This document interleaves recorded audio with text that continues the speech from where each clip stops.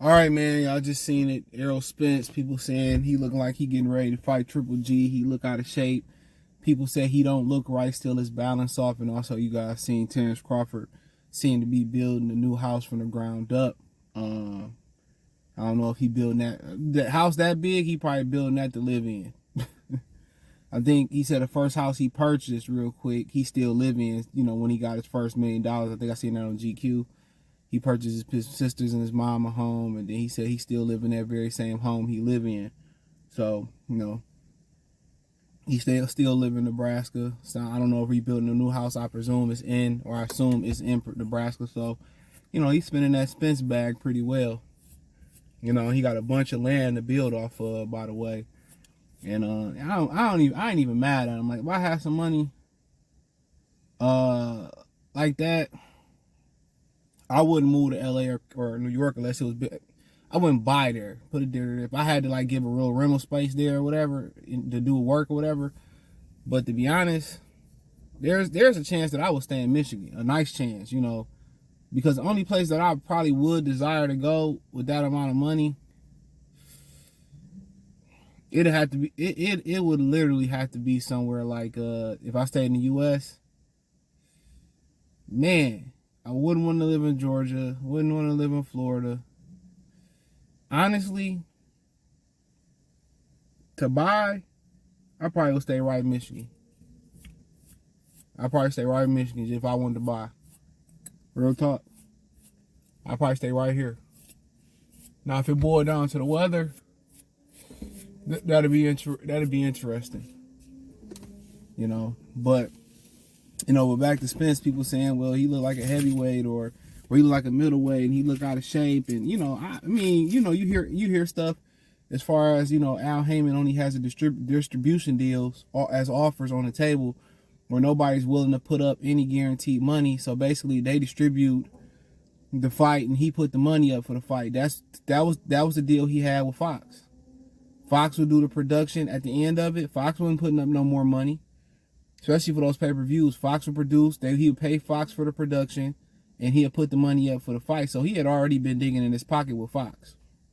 Fox had stopped putting money up for those pay-per-views. Now, I'm not sure about the regular Fox shows because there wasn't that many left. So I don't know if he was putting his own money up for that. But you got to understand, Spence and Crawford got huge guarantees. And then what you got to remember, too, is this. Al Heyman and them didn't want Errol Spence to take the rematch because they would have to pay a whole bunch of money. Now he went from saying rematches for people who weren't sure, whatever, but they didn't want him to take that rematch because at this point it wasn't like it was a thriller. It was a thriller in Manila. It was a one-sided ass whooping. And now nobody's interested in it. Now, had it been a knockout, drag out, or had it been a classic, Showtime wouldn't have no problem, producing that fight. And they wouldn't find a shortage of suitors to put money up for that fight. Dubai be putting money up. Amazon would probably be putting concrete money up. Everybody will probably be putting some type of money up to see that fight. Everybody. So that's something to think about. But nonetheless, I mean, and then you look at him and it's like he ain't nowhere in fighting shape. And people say, well, that's just the way that's probably what he walk around at, and that's the problem. There's been rumors that he walk around way above the fighting weight of 147.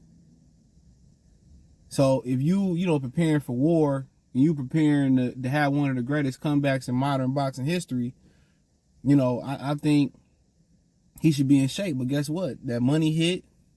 He's spending the money on some nice dogs. That money hit. He probably buying more land, buying new shit. It's different.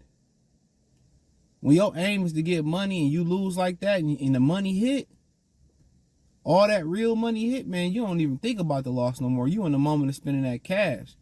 There's a lot of people mindset going into payday. A lot of people have a teenage mindset in payday. Take away the bills and shit and responsibilities. They thinking about how they can reward themselves for a week or 2 weeks well done. And then when the weekend over with, now I'm struggling to make it to the next payday. You know what I'm saying? You know, people, the smart people budget their money. They say I make this. First off, I'm gonna pay this, pay these bills. Then I'm gonna save this money. Then I'm gonna ball with this money. You know what I'm saying? And we know that's like that mindset. They get that money. They like, oh, I'm about to do this, that, and the third. You already got it made out. What you gonna do? This, that, and the third. And like Marvin Hagler said, it's hard to train when you live in silk sheets. Now, do he look super duper far off? Body types are deceiving. Even when he had did some shorts on and shirt off, whatever, body types are deceiving. People say, oh, he had a gut. Oh, look, his equilibrium off. He still don't look right. You know, the dude did fly through a window. You know, Terrence Crawford did line his ass up. Gave him an uptown fade. You know, but when people, who are interested in a rematch say, well, I think Errol could do something better. Errol was off that night. Or Errol, was weight drained. This don't give validity to something. Don't give validity to the statement that he can do better this time if he's not in shape. And the first thing he do was flew overseas and was on fucking internet drunk and shit. First thing he do, took a trip with his lady over there enjoying himself. And like I said before, you ain't supposed to soak over losses, but geez Louise.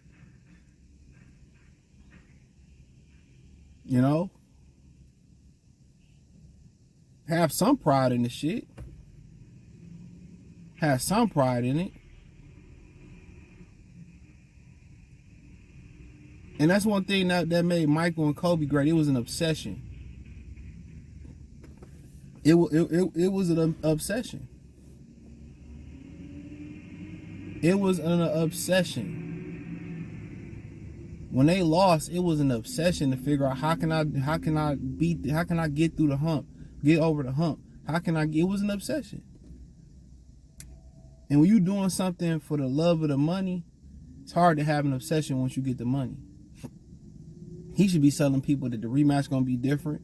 He should already be in some type of tip-top shape, some type of better shape than that, showing people that the fight is on. Or maybe the fight ain't nowhere near to being done yet. So maybe, they probably telling them, oh man, right, I know we said February, but now we looking at May or June. So they could be telling them that. They could be telling them, okay, we about to sell some of y'all contracts or we gonna release. We don't know what they could be telling them. So you don't want to overtrain and then, flatline and peak out too early. So we really don't know what they could be telling them. It may not be no rematch. They don't have nobody to put the fight up. Al Haymon got to put a big number up, big guarantee up with probably no guarantee of return. And then you slow it down and you rewind it. He wanted to be a selfish mofo.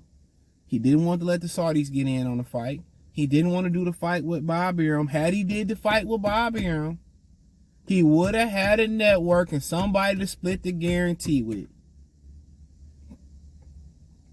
Anybody know somebody that's selfish and still a broke motherfucker?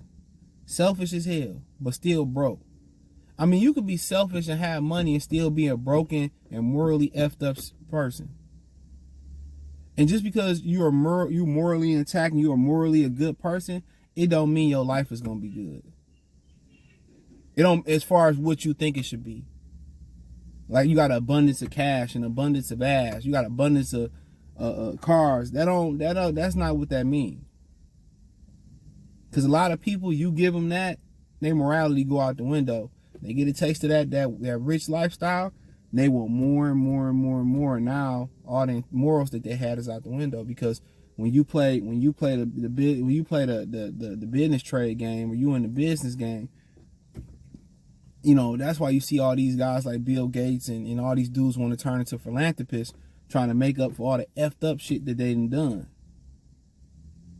Now they want to get morally right after they got theirs, but guess what? What goes around comes around. What you reap is what you sow.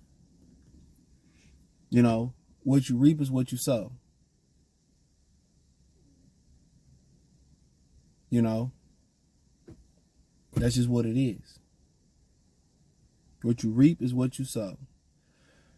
But carrying on, you know, we don't know what they telling him. So it'd help if he was putting some gym videos out showing that he was in shape, showing that he was sharp in the gym, or he was doing some things and looked physically better. That fucking would help. He should be doing everything to sell this rematch. He should be doing interviews. You know, he told, I can't reveal my sources, he told somebody, I ain't go to the Charlo Canelo fight because I ain't feel like answering them questions. That's why he left the country so quick. As someday, as it become hook or shook, you gonna have to face that. That's my mindset, man. And I always mess up when I know I gotta cut something off before it get to rolling, and I procrastinate. I already know it's my fault. But when I nip it in the bud from the beginning before it get ugly, I'm always thankful. And I try to have that mindset. I'm still working on that. I try to cut the shit off at the knees before it get to running. But it is what it is, man. And for him, you know, they probably don't have a fight date in sight. He might not even be fighting Crawford next. We don't know. You know, but if he is, you would think he'd be in some type of shape, doing some PR, some videos, you know, showing that, you know, it's going to be different in the rematch. Or maybe it's just a money grab. You got to understand, he hired a new manager trying to, you know, and you already got Alex, your advisor. What the fuck you need a manager for? So put two and two together. Like I said, I don't think things was good in Errol Spence and Al Heyman Paradise. And I don't think it's good between a lot of the fighters. But hey, thumbs up the video, share the video, subscribe to the channel. Next subscribe button is the bell icon button. Hit all notifications, increase your chance, get notifications. We go live or drop video. Financially, want to support the channel, Cash App, $ CJ Good 313, Venmo CJ Good 313, PayPal link in the description.